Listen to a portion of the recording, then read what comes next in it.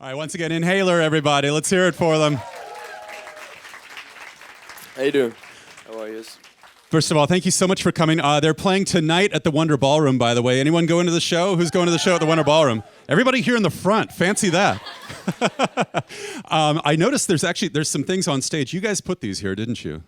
Absolutely not. No. No. We've got some flowers that say "Be My Valentine." We've got a teddy bear with a hat and the name of the song on it. That's cool. Has anyone thrown anything interesting on stage during your shows that you can remember? These days it's hats. And, Hats. Phones. Hats. Hats and Before phones. that, it was a lot of different things. Bottles mainly. Hopefully the plastic variety and not the glass variety, right? Some glass. Oh my gosh. Depends how far you want to go back. Okay. Sometimes it's a sign of respect, maybe, throwing things at you, or maybe not. We'd always catch them. So. Yeah. So with regard to you guys, first of all, you've been out on tour for a while now, and in the past year, it's been quite exciting for you. You've been out with bands like Kings of Leon, Arctic Monkeys. You're going to be playing with some guy named Harry Styles.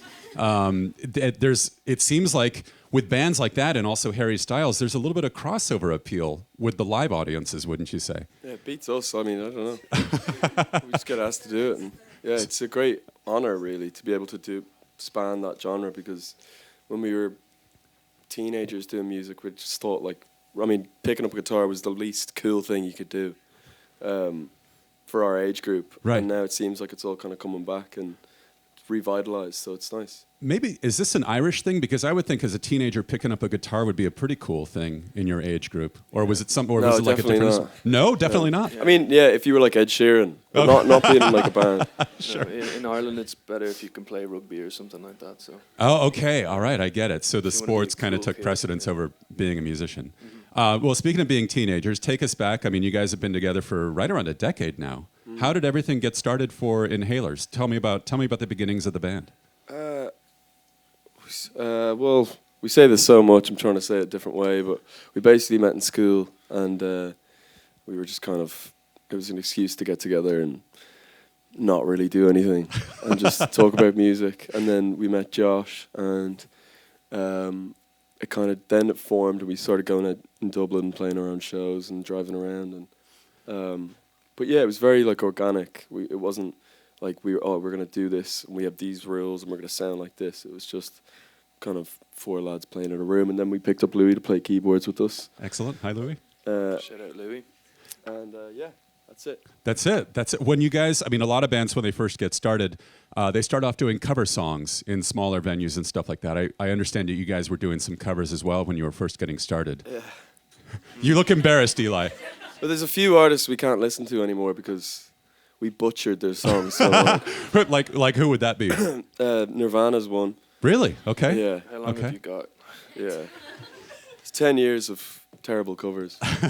Well, I mean, it's all, that's all semantics. I mean, they might be great sounding to us. They could be terrible True, for you. true, yeah, I mean, I read somewhere that you guys even took on, Joy Division doing some covers. Is that true? We did that more than once, yeah. Really? Yeah. Which, I'm a big Joy Division fan. I'm what curious. Did we do? We did Disorder once, I'm pretty sure.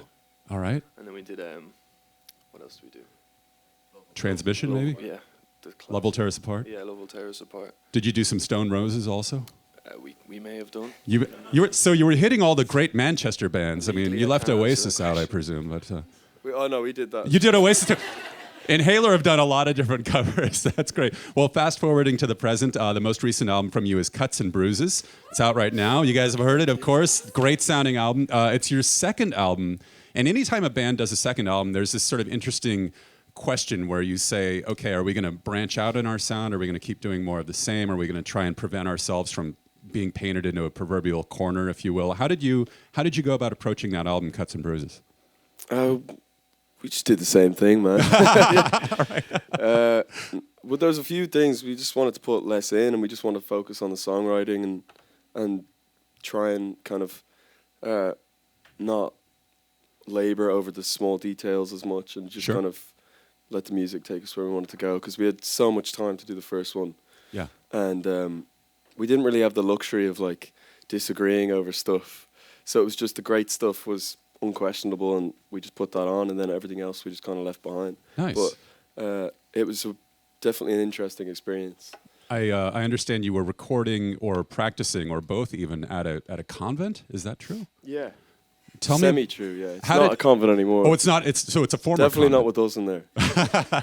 That'd be interesting, actually. It'd be sort of like almost like the Yeah. rugby and playing music kind of thing, but this time with nuns. Yeah. So tell me about how you chose that location. Was it for the acoustics or the convenience of it, or was, did it have a setup? It was the only place in Dublin that didn't have someone in it. Was the convent? Yeah, it's more of a decrepit kind of doesn't sound- haunted house. It's haunted?